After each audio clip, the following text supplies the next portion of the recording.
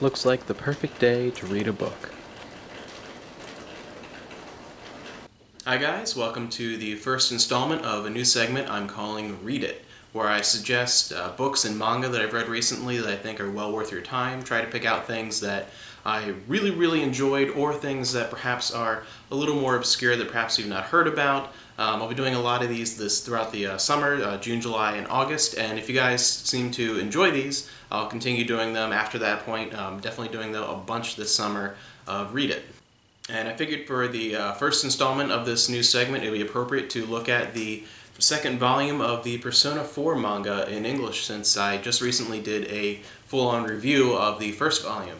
And I definitely think if you enjoyed that one, check out Volume 2 of Persona 4. It continues in the same fashion. It's definitely a great read, even if you've not played the game or seen the anime series. It's one thing I wanted to point out also, because talking to a couple people that have avoided manga of this type because they feel that you have to have played the video game or you have to have seen the anime or Persona 4 Golden anime to enjoy this, and I don't think so. As far as the first two volumes go, I think they focus enough on the main story and provide enough detail and really get into the meat of the story where you get a little bit more out of it if you have seen the previous material, especially if you played the original version of the game or even Golden. But you don't necessarily have to have done that. You definitely are not going to miss out or not understand where the plot's going without going through the other previous material. So definitely one you should check out, whether you're a Persona fan or not, and maybe this will turn you into a Persona fan and get you to check out Persona, even the ones before 4, hopefully, because those are still good. I know how popular 4 is, or make you eagerly anticipate the launch of Persona 5. Volume 2 really focuses on introducing the characters of Chie and Yukiko.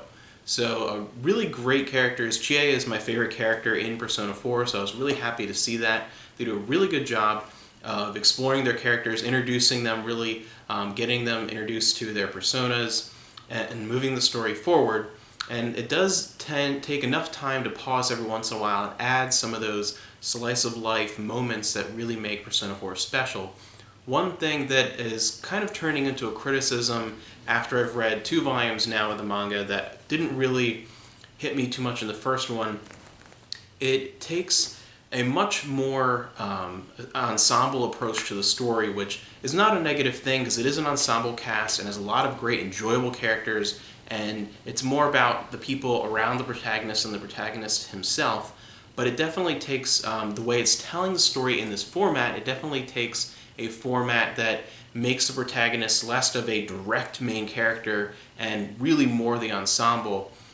While that does sound good, the one thing I'm noticing now that it's 2 volumes long is it kind of takes a little bit of the opportunity to have a lot of the social links in the story out of the picture.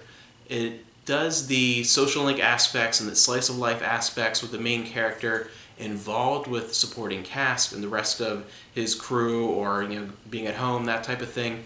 But because it takes the focus away from being directly on that main protagonist and does make it more of a group story, it takes away a lot of those moments of those optional social links. I haven't seen a whole lot of that yet. I do think that maybe that is a way of really just narrowing and making a laser focus on the main story, on the core of Persona 4, and moving it forward and not having it go on and on for volume after volume, which is nice in one respect, that it's not going to be some 40 volume thing.